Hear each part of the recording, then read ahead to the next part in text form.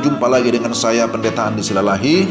Dan sebelum kita mendengarkan firman Tuhan, mari kita berdoa terlebih dahulu. Tuhan, terima kasih untuk kesempatan hari ini. Kami mau mendengarkan firman-Mu.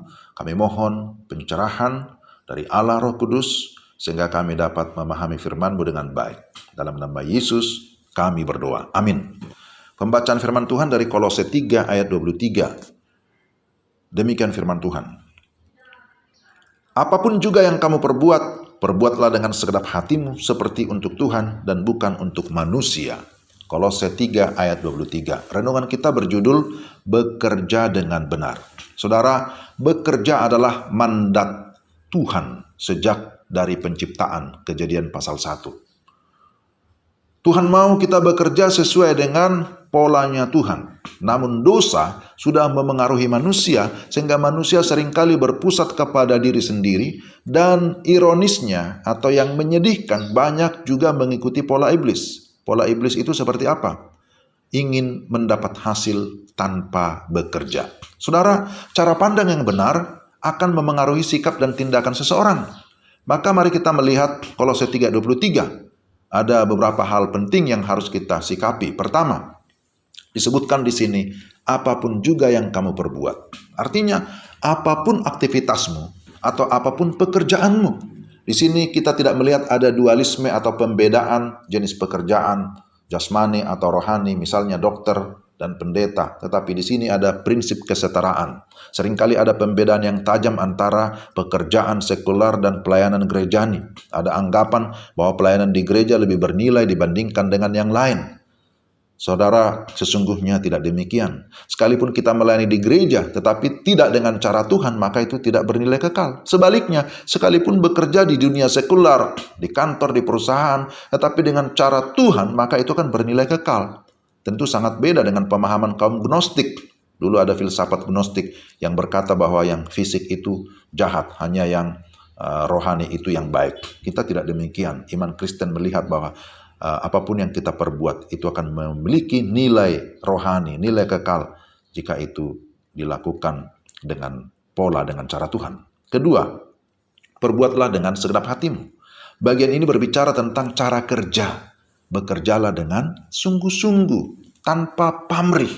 Bekerjalah dengan serius, jangan bimbang atau asal-asalan. Jangan juga ABS, istilah sekarang ini asal bapak senang atau asal ibu senang. Jika kita menganggap bekerja sebagai kepercayaan atau anugerah, maka kita akan melakukannya dengan penuh tanggung jawab. Seperti perumpamaan orang yang menerima talenta. Ada yang menerima 5, ada yang menerima 2. Maka mereka bekerja dengan segenap hati.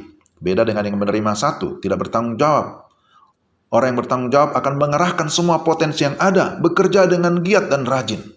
Hal ini juga merupakan aplikasi dari hukum kasih. Bagaimana kita mengasihi Tuhan dengan segenap hati. Ketiga, lakukanlah seperti untuk Tuhan dan bukan untuk manusia. Untuk Tuhan, bukan untuk manusia. Bagian ini berbicara tentang motivasi dan tujuan. Jikalau kita bekerja, maka motivasinya karena mengasihi Tuhan dan tujuannya jelas untuk memuliakan Tuhan. Ini penting. Di bagian firman Tuhan lainnya, Paulus berkata, jika engkau makan atau jika engkau minum atau jika engkau melakukan sesuatu yang lain, lakukanlah semuanya itu untuk kemuliaan Allah. 1 Korintus 10 ayat 31. Bekerja bukan supaya mendapat pujian dari tuan atau majikan. Bukan juga semata-mata supaya majikan atau atasan senang. Karena kita bukan budak, saudara-saudara. Tetapi kita bekerja dengan taat kepada pemimpin adalah sebagai bentuk penghormatan kita kepada Tuhan. Atau takut akan Tuhan. Bekerja sebagai anak-anak Tuhan. Perhatian kita tidak terfokus kepada upah, tetapi kepada Tuhan.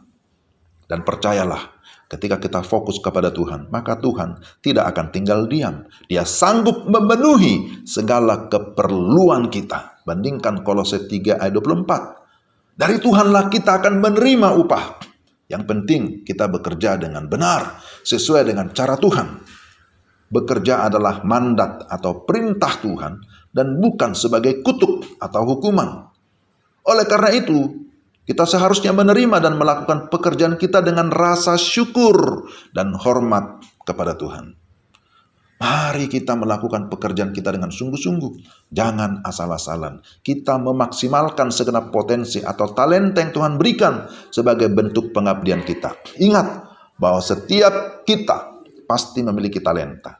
Talenta itu bukan untuk dikubur, tetapi untuk dijalankan sehingga menjadi berkat bagi orang lain.